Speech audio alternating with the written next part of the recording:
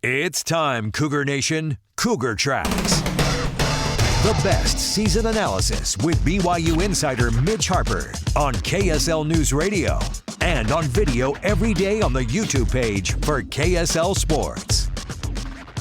Welcome into Cougar Tracks here on the KSL Sports YouTube and KSL NewsRadio, your legacy home of the Cougars. It's Friday, January 16th, and I'm your BYU insider, Mitch Harper. Happy to have you on board to the show. It's a loaded show today. We got BYU basketball getting ready to take on the Texas Tech Red Raiders in a top 15 showdown in the Big 12. We'll obviously get to that, but we got to start things off today with football as it's the final day in the transfer portal. So let's get the latest in the portal. The top story of the day. The biggest story in the world of BYU sports right here on Cougar Tracks. Our national nightmare is about to end. The transfer portal window for college football is at its final day. I enjoy the portal. I love the activity that takes place in the transfer portal, but for many, it's a headache. It's a stressful time. But for BYU, I think it's been a clear net positive for this BYU football team as there is a bright outlook ahead for this 2026 squad. But there is some movement in the portal as of Friday, the last day of the portal window. Keep in mind, there's the possibility of players trickling into the portal this weekend. You just have to give administrators and people that handle the portal notice today so you can see names trickle in, I think up to 72 hours after the notice. Maybe it's 48 hours, but so there's that possibility coming up this weekend. But today is the final day of the transfer portal window for players to notify their institution that they're going to be in the portal. BYU got notified. They've got a new cornerback commitment who just visited BYU this past week and was at the BYU-TCU basketball game. That's Mississippi State cornerback transfer Jayven Williams, primarily a backup at Mississippi State. However, he did start in the bowl game, the Duke's Mayo Bowl against Wake Forest for Mississippi State. He started his college career at Kennesaw State down in Georgia. But Jayven Williams, 6'2", 185-pound cornerback, joins BYU. He's only got 1 year of eligibility remaining, so it's a 1-year deal for him, and he adds depth to that cornerback unit, which returns Shmev Evan Johnson and Trey Therian Alexander III. Those are going to be your starters. You've also got Jordan Chris, and then you also bring in Jayven Williams as well. So I feel like you kind of have a clear identity as far as who that top 4 or 5 are. You've also got Jonathan Cabella, too, for BYU. On the outgoing players of note, 24/7 Sports reports in their portal listings, and they're one of the best to do it when it comes to monitoring the portal. Che Bryant Strother, he's put his name into the portal, that according to 24/7 Sports. And when you size it up, it makes a lot of sense for Che to go portaling. He hasn't made any sort of announcement about his reported entry into the portal, but when you consider Che Bryant Strother, the younger brother to Elijah Bryant, former BYU basketball star, Che suffered an ACL injury in the season, in the preseason. He was pushing Sialia Serra for playing time coming out of fall camp. He looked great. I thought he was one of the standouts in fall camp going into the season, and I thought it was a pretty significant news item that Kalani Sitake said during the 2025 campaign that Che Bryant Strother was going to run it back in 2026, or at least the expectation was for him to return. But then when you get Cade Uluave from Cal, and then you still retain Sialia Serra, you still got Isaiah Glasker, you've got so much talent at the linebacker position that it kind of felt like Che Bryant Strother's more just a real luxurious depth piece because he's a talented player that could be a starter. And when you've only got 1 year of eligibility remaining, you want to go play. And so I get it. It makes sense. And he's a former UCLA guy, then the BYU. He's been part of the program the last 2 years. Good football player. So Che Bryant Strother would be the 13th player into the portal for BYU. Here are all the other guys that have entered the portal and their landing spots as of the final day of the portal. So Che Bryant Strother, according to 24/7 Sports. Pokayawa Honga enters the portal, and that's no surprise. He wasn't part of the team this past year. BYU has already experienced life without Pokai, former running back for the Cougars. Good football player, but he wasn't part of the team this past year, so they're already used to life without him. Max Alford, he ends up at Michigan. He's got a relative on that staff, and he joins Jay Hill's defensive regime at Michigan. Good football player. Max Alford was the backup to Sialia Serra before he suffered an injury late in the season. He kind of stepped in for that Che Bryant-Strother role. When Che goes down, Max Alford's a good player, and I think he'll do nice things for Michigan, kind of a depth piece for the Wolverines going forward. Tavion Beasley, a backup nickel, he goes to USF. Sione Hingano, Sonny Tuala, Tucker Kelleher, they have not found new landing spots. Ignacio Tupo, offensive lineman, who I'm really intrigued with. I'm curious to see how his college career progresses. He's going to San Jose State, which is interesting because he posted on Instagram that he got an offer from Oklahoma, yet he ends up at San Jose State. So Ignacio was I thought a really good addition that BYU added out of the signing day class out of the Bay Area a couple cycles ago, but just never, factored into the too deep for BYU. But he goes to San Jose State. Maybe it's a case of betting on himself, step right in, go compete right away for time, and then try to level up again if you want to. But sometimes I feel like as we continue to evolve with this rev share era, everyone's making money. You get on a college roster, you're making money, especially at the power conference level, but even at the G5, G6 level, you're going to make money in rev share. So if you got a good situation and you got coaches that believe in you, why not just stay? A lot of this player movement that the numbers always they have this shock value and people just get blown away by, oh my gosh, how is that player or how many guys are leaving? How is that possible? Well, sometimes guys get cut. They kind of get forced out and their hands are tied. Like that's if they want to play and the coach is basically making it clear they're not going to play, it's kind of a tricky spot. Ignacio Tupo lands at San Jose State. LaMason Waller, former wide receiver for the Cougars this past recruiting cycle, redshirted this season, dealt with some injuries. He's going to Southern Utah. McKay Hillstead, he ends up at Utah State, so he boomerangs back up to Logan. Really excited to see what Hillstead does with Bronco Mendenhall and Robert Anai. I'm a believer in Hillstead. I think he's got the talent to be really good. I think he could be good in the Pac-12 for the Aggies. Jake Griffin goes to Arizona, so BYU has a chance to see him lining up for the Wildcats. And then Dominic McKenzie, he ends up at San Jose State. 8 commitments for BYU.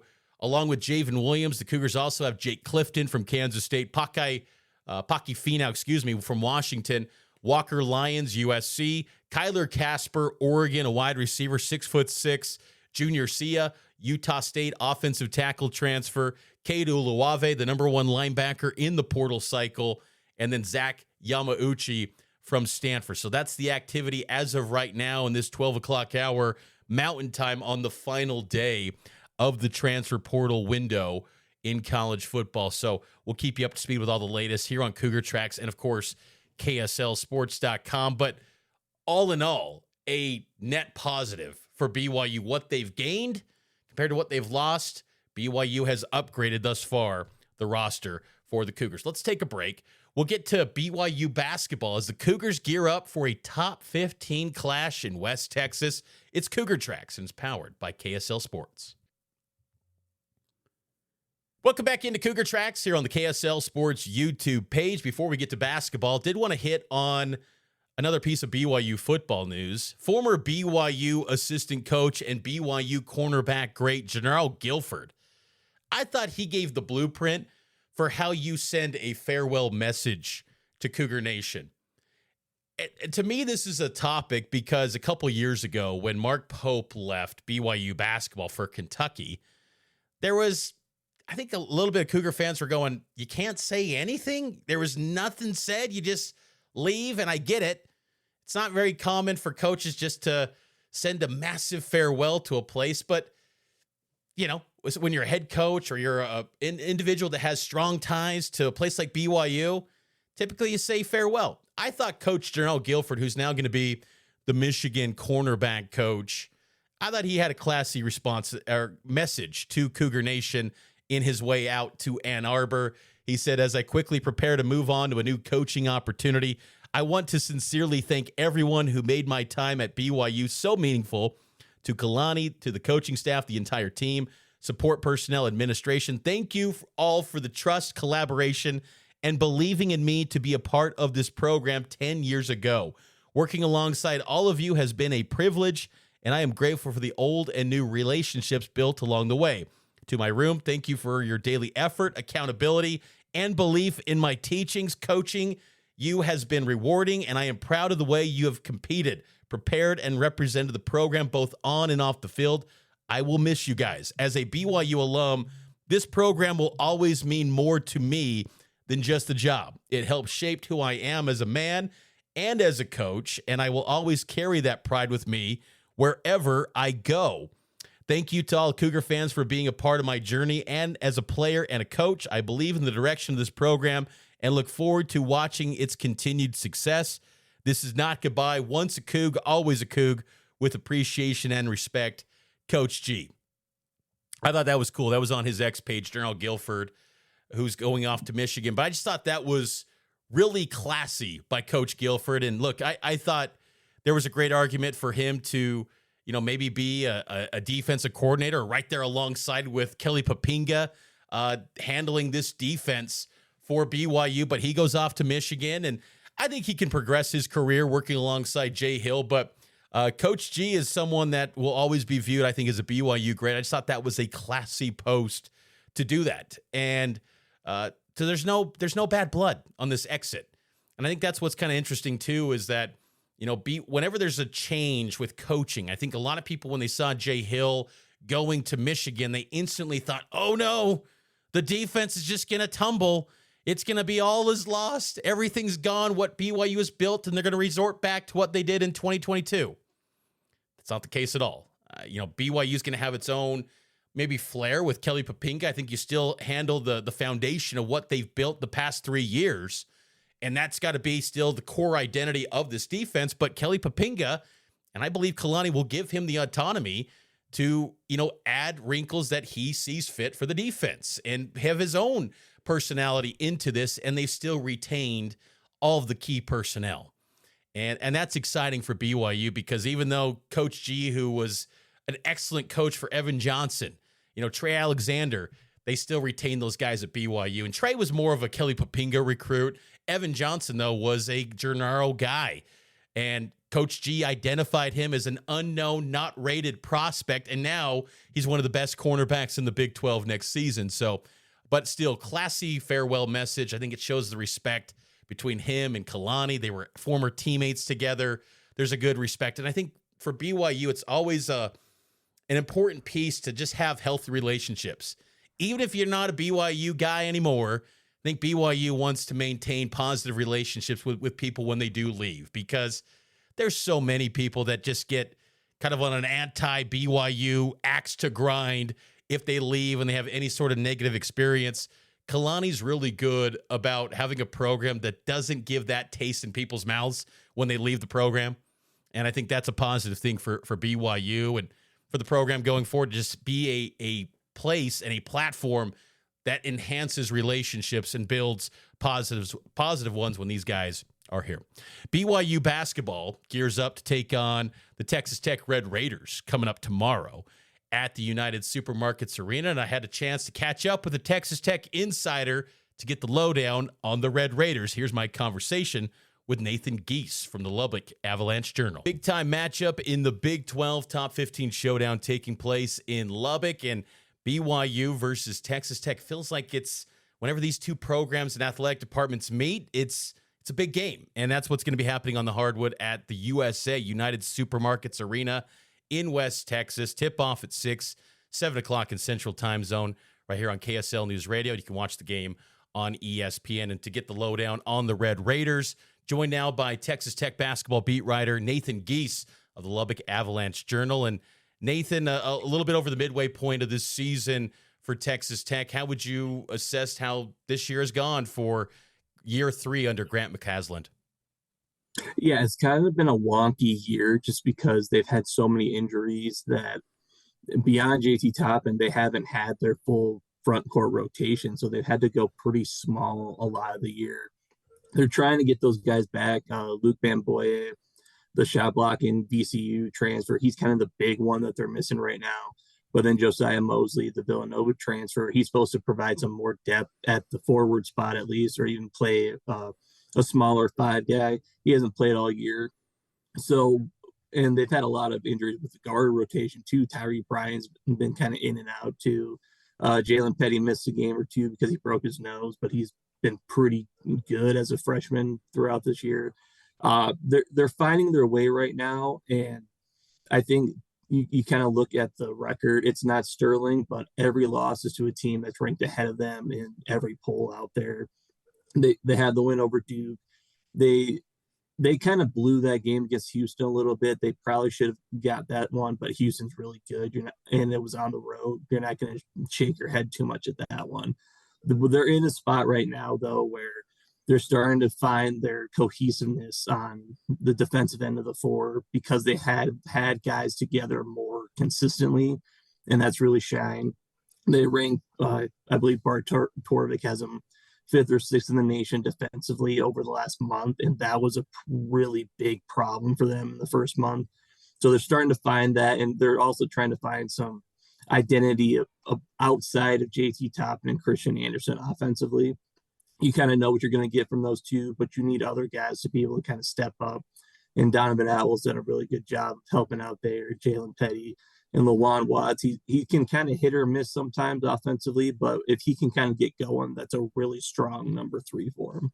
And that's a great breakdown on this Tech team to this point. And I'm curious, with compared to last year's Elite 8 team, what is the maybe biggest difference stylistically, if at all, for this year's group in your vantage point?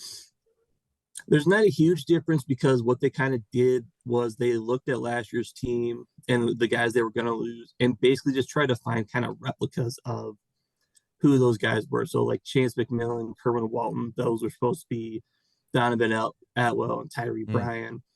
You lose Darian Williams, Lawan Watts is basically like, hey, he can do the exact same kind of thing, just on a different kind of level, different experience level there. And then Federico, that's the Bamboye, but, injuries they factor into all this. It's not reaching the same level as what that team was, but you also have to kind of consider Tech wasn't that level all year. They hit that level at about this time last year when they started getting all these guys together a little bit more. Like last year, JT missed like all of December with an ankle injury, and it took him a little while to kind of get going. But once he popped off, he just kind of kept ascending throughout the year. That's kind of what they're hoping now this year. The big thing right now is they need to get more out of Tyree Bryan. He's the Santa Clara transfer, supposed to be a 3-and-D guy. He's had a couple of injuries that have kind of sidelined him and just hampered his development in the system. But if they can get him to a level that they kind of expected before the year, especially on the defensive end, that can take them a long way. They just don't have that right now. It's still kind of a work in progress and as they kind of get more bodies together on the floor. Getting a lowdown on the Texas Tech Red Raiders with Nathan Giese. You can check out his bylines. The Lubbock Avalanche-Journal. Number 1 3-point shooting team in the Big 12 is Texas Tech. How big of a piece is 3-point shooting to the identity of this team and their success? Well, they absolutely have to have it because if anything, you need that shooting to take attention away from the paint so JT Toppin can kind of operate. But what they're really trying to do is they're trying to spread you out even more with JT. What he has not been hitting threes like he did last year. He was never a great 3-point shooter, but it was something that could kind of keep teams honest. Entering the game on Wednesday against Utah, he was 4 for 27. It was not a thing you kind of wanted to see from him. But then he went 3 for 4. Graham McCaslin kind of said JT's been working really hard and getting a softer shot from 3. And if that can kind of open things up, that opens up the paint for Lawan Watts to kind of operate and drive into the lane. Christian Anderson to kind of get into the lane there. They need the 3-point shooting. It's mainly Atwell and Anderson. They're both above 40%. Petty's a pretty good 3-point shooter too. But he's on the smaller side, so he's not going to be able to get shots off as consistently. And he's kind of that fourth or fifth option most of the time when he's on the floor, but they need the three to open up the paint for Toppin, and that's where he can really cook. You brought it up earlier that, Bart Torvik metrics have Texas Tech's one of the best defensive teams as of late. This is a little bit of forecasting. If you had to get into the mind of Coach McCasland, how do you think, or who do you think they throw at AJ Dubonsa for BYU to try to slow him down? Because every game he's been getting his, no matter the circumstances, it seems. Yeah, that's kind of the tricky thing, is that I think so. Donovan Atwell is the one that's usually assigned to the opponent's number one wing guard offensive threat. So you're probably going to see him on Dubonsa most of the time. The question then becomes, how do you kind of handle Richie Saunders? Because he kind of plays that wing forward. He can kind of spread you out, and they don't really have a great option there defensively. That's where having a guy like Tyree Bryant, if he could make that jump, that would really help you, but you're probably not going to be expecting that for this one. So I would kind of expect Watts to kind of get Saunders there and then kind of fill in the rest and figure it out. But I would expect Atwell to get the Dubonsa assignment. I'm curious, what's a big game atmosphere like at USA, United Supermarkets Arena? I'm sure BYU fans will have a little bit of a presence there. They always seem to find their way into these road venues, but it's going to be obviously a rocking environment, I would imagine. But for people that haven't experienced it, how would you describe these big game atmospheres at USA? Well, I think BYU and Kansas are the only ones that have arenas that can kind of match how many seats United Supermarkets Arena has. So it's a little bit similar to that, but it's loud when they got the students there, which they do now. It's raucous. I mean, they had JT Toppin jersey giveaway night the other night, and that place was loud. It was Utah, and Utah wasn't a great marquee draw, but whenever you get a marquee opponent here, you really feel the energy of the building, and it's something that has really contributed to the last couple of years, because you kind of need that crowd support, that energy to get your team going, and that's something that Tech really feeds off of on the home environment. Last thing for you, Nathan. Again, Nathan Giese of the Lubbock Avalanche-Journal. Check out all of his work leading up to tip-off and in-game and post-game at the Lubbock Avalanche-Journal. This is kind of a big picture question with BYU and Texas Tech, because I brought it up earlier with the football game. That was a big one. Massive game, Big 12 championship, and the regular season game in Lubbock. Do you think these two athletic departments can maybe be the bell cows of the Big 12 potentially? Because it just seems like the commitment both off the field, on the court, I mean, the coaching staff, retaining, it seems like these athletic departments do it better than nearly anyone in the Big 12 right now. Do you think this could have long-term continuity with these two athletic departments if you had to have a crystal ball and gaze into it?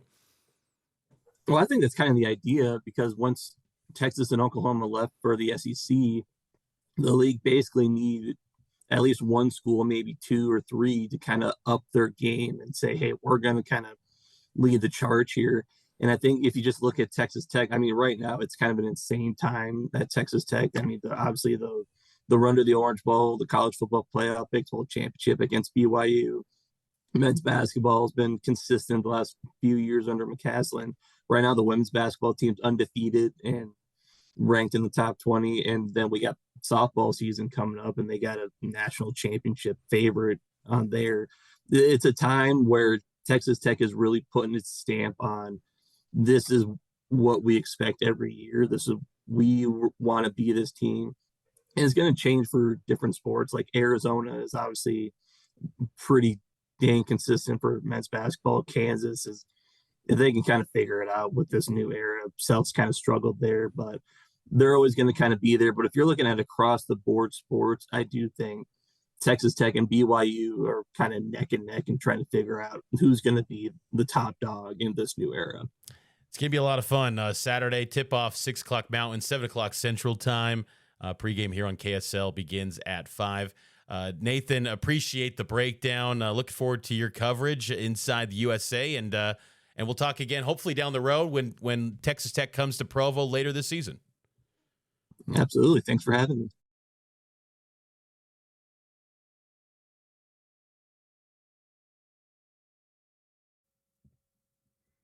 Welcome back into Cougar Tracks here on KSL News Radio and the KSL Sports YouTube page. Mitch Harper here with you. BYU basketball takes on Texas Tech tomorrow. Tip-off at 6 p.m., pregame at 5 right here on KSL. It's a top 15 clash at United Supermarkets Arena, USA as they call it, in West Texas, Lubbock, Texas. BYU and Texas Tech, it's the one athletic department where it seems like BYU just can't get a win against these guys. Football, we know what happened there. 2 blowout losses. And in basketball so far, BYU is 0-3 against the Red Raiders since joining the Big 12. BYU football did get a win back in 2023, but it seems like the Red Raiders have BYU's number, but this is a coin flip type game. This is going to be a good one. Number 11 BYU versus number 15 Texas Tech. And as you heard in that insider breakdown of the Red Raiders, you know, Tech's had a little bit of an up and down year, but all of their losses, 4 losses this season, have been to really good teams. Kind of similar to BYU, where BYU's 1 loss was to an excellent team in UConn, who's a top 5 team in the country. So these are excellent teams that I think have definitely second weekend potential, but beyond that could be Final Four good. I think Tech's type of team that could get hot and get on a run if the bracket breaks their way and gets to the Final Four. I think BYU's got a little bit higher in talent at the top of the roster, obviously, but this is a real big challenge to go on the road. The good thing for BYU is that they have been good in road games so far in Big 12 play, 2-0 in the league on the road thus far, but I think this is by far the toughest test to date. Some areas that I'm kind of curious to watch for in this game. Got to get off to a strong start. I always like road games when you can navigate the early emotions, because I think that United Supermarkets Arena is going to be off the charts. They're going to be energized. This is a big moment for them. This is a big moment for BYU in building up a resume and trying to move up a seed line. I think that's what's at stake here, is that beyond Big 12 championship, you're trying to get into a position where you're a 2 seed, maybe a somehow 1 seed potentially. That seems a little bit much right now, but this is the type of win. If you can go on the road, if you're BYU, and get this one, I think it moves you from a 3 potentially to the 2 seed conversation if you can get this win. And you've got to start off strong, because if you're digging yourself a hole early in this one and trying to play catch up, it's going to be harder to mount a comeback. Even though BYU is a phenomenal second half team, you just want to get off to a strong start and kind of keep the fans, the crowd at bay in this one. I'm also curious to see how just A.J. DeBonsa feels. I mean, he was under the weather, then he landed on that shoulder, right shoulder, in the first half against TCU. Still had a fantastic performance. That second half, how he played under the weather and all the circumstances, you would have thought, okay, this is the one night where his streak of high-level scoring ends. No, dude still gets 25. And he still makes plays that just make you go, we're watching a guy that could be the face of basketball around the world right now at BYU. That's what we're watching. We're watching a generational talent that you might never see again come through the Marriott Center. Probably, I mean, you're talking about one of the best players on the planet. So again, just see how AJ feels and how he kind of bounces back after a game that not the greatest circumstances, quick turnaround going on the road now to Lubbock. Curious to see how he feels and see how Texas Tech kind of defends him. What personnel they throw at him. That's something I'm really curious to see. Hit the 3 ball. Rob Wright has been outstanding shooting the 3 this year. It's been kind of an under-the-radar storyline. 45.7% from 3 is Rob Wright, and that wasn't the calling card for him when he signed with BYU out of the transfer portal from Baylor. You thought, he'll occasionally have some games where he can knock it down, but probably more of a guy in the 30s from the 3-point range. Rob Wright's been sensational from 3 this year. Richie Saunders, 39.7%. If BYU shoots above 40% from 3, and I say this because Texas Tech is so good shooting the 3, they're the number 1 3-point shooting team in the Big 12. BYU's got to shoot it at a good clip, 40% or above, but those are the top 2 guys shooting the 3 for BYU. The question I have, too, in this game as well, who's the X factor in this one for the Cougars? And whenever you go into a hostile road environment, You need someone unlikely, or maybe unexpected. You should say unlikely, but someone unexpected to provide a significant boost to go get a road win. Think back to last year when BYU got a double overtime win over Iowa State in Ames, a place where nearly no one wins in Hilton Coliseum. BYU got an unexpected 22-point performance off the bench from Dallin Hall. I'm not asking for 22 because BYU's got a big three that can get you 50 on the low end. They could go up to 80 points on the high end. So you don't need that big of a workload from the bench in terms of offensive production, but who could give you maybe 7 to 10 points off the bench? Yeah, the guy I'm going to go with is Mihailo Boskovic. Mixed bag in the non-conference from Mihailo, especially starting the season where he couldn't hit a three. But I think his contributions quietly have been really good game after game, especially in Big 12 play for BYU. I think he's just kind of stacking up those games. That's kind of a Kevin Young cliche, but it feels like that's what he's doing right now, to where you can count on him every single game. And that's what you want to see from a BYU team that on that second unit. Who are guys you can count on? Abdullah Bidu Ahmed, he's going to be interesting to watch as far as his availability for this one because he's dealing with the shoulder. So it could create an opportunity for Mihailo to get some valuable opportunities and being a stretch five, extend out JT Toppin and knock down some shots for BYU, but also defensively, what contributions can he provide? I'm going to go with Mihailo as an unexpected key performer in this game for BYU. Since BYU joined the league, as I noted, Texas Tech has had BYU's number. But Texas Tech has been prone since BYU joined the Big 12 to lose games in league play at home. The past 2 years, they've lost 5 games in Lubbock in Big 12 play at home. So it's not like they're unbeatable. BYU's lost their share of home games too. So this is just the Big 12. It's hard to win every single time out, but it is possible. Teams can get wins in Lubbock, but I do think this is going to be a really revved up crowd. I'm fascinated to see the matchup between Keba Keita and JT Toppin, the Big 12 player of the year, reigning player of the year. And Toppin is just a bucket, man. He's so crafty, so many different moves that he has. You watch that game against Utah, dude was on pace to potentially go off for 50, the way he was dominating in the first half against Utah and the way they were utilizing him, and kind of stretched that lead out and got a big cushion against the Utes. But Keba Keita is one of the more unique athletic bigs in the league, and the intensity, the explosiveness that he plays with, seeing him kind of getting back to full strength after the ankle injury, this is a perfect spot to see Keita unleash. I think back to last year's game in the Big 12 tournament against Houston, where even though BYU was down big, Keita was just a man on a mission saying, I'm not going down without a fight. And I just feel like Keita is going to bring an intensity in this game that's going to be a lot of fun to see how he battles with JT Toppin in this one. Let's give you my score prediction for the Cougs and the Red Raiders. Score prediction. Will BYU come out on top? It's time for Mitch's score prediction for the next game. I'm calling it, folks. I'm saying the Cougs get a massive win. I'm going with BYU 82, Texas Tech 79. Now, full disclosure, my last pick in Lubbock was a little brutal. That was bad. The football game, I thought BYU football was going to pull the upset there, but I'm optimistic. BYU 82, Texas Tech 79. I think the Cougs find a way to get it done. I don't think they have an answer for Richie Saunders. I think Richie Saunders has a big game in this one to help BYU get the road win in Lubbock and really set the table for people to start giving the respect to BYU. Because, again, I think if you win this game, this is one of the best road wins, if you can get it, in college basketball this season. Because Lubbock, it gets energized, man.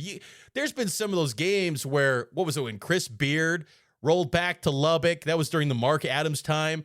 That Texas Tech fan base, they can get fired up. We saw it in football. That was an energetic, revved up crowd going into that one. It is going to be super hostile. It's going to take BYU to play one of their best games, probably their best game of the season, to get this one. But I think they can do it. And I measure this one similar to the UConn game. But that UConn game, you didn't have Cada. You didn't have Kennard Davis. You have those guys for this one. So BYU 82, Texas Tech 79. I'm going to go with the Cougs to get it done. We'll have full coverage tomorrow. Cougar Sports Saturday from noon to 3. And then pregame coverage on the Legacy home of the Cougars begins at 5 with Greg Wrubell and Mark Durant from Lubbock. And then the call of the game at 6 p.m. And you can also watch the telecast on ESPN as well. But that's going to do it for this Friday edition of Cougar Tracks. Subscribe to the show wherever you get your podcast and subscribe to the KSL Sports YouTube. Like this video. It helps out the show a ton. And I will talk to you next time here on Cougar Tracks. It's powered by KSL Sports.